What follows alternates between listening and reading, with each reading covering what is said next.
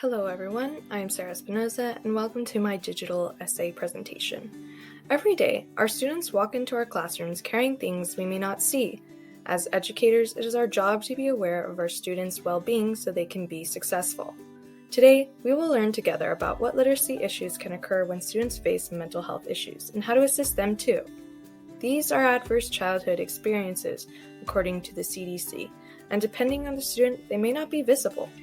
Many of these traumas can be expressed through a variety of behaviors, such as disruptive behavior, anxiety, difficulty concentrating, conflict with others, lower grades, low self-esteem. Psychologist Dr. Kendra Kubala explains that these are some of the general behaviors you may notice in children to teenagers. As our focus follows literacy, I began discovering the way language development is influenced by trauma.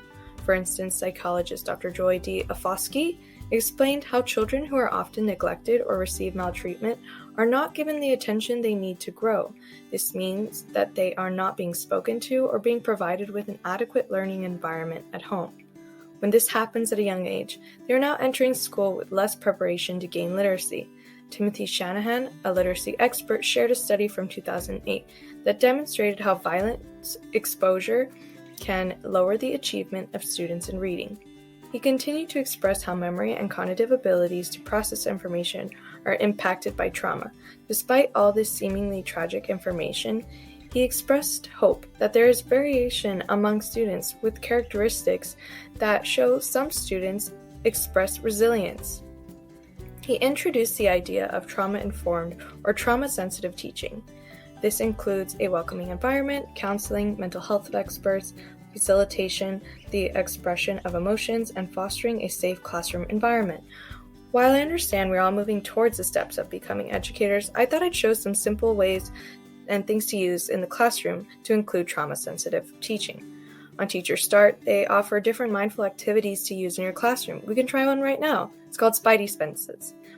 Just like Spider-Man, we can breathe and ask ourselves, what do we see? What do we hear? What do we feel, taste, and smell? And another way to engage in a welcoming environment is setting up classroom with phrases for students to use when they are in situations where they feel tense or anxious. Some of these are asking students to draw how they feel or repeat positive affirmations. Mental health involves emotional, psychological, and social well-being. All these things impact our daily lives. But it's important to value it. This means that we have to support our own. I hope you learned something new. Thanks for listening. Created using Powtoon.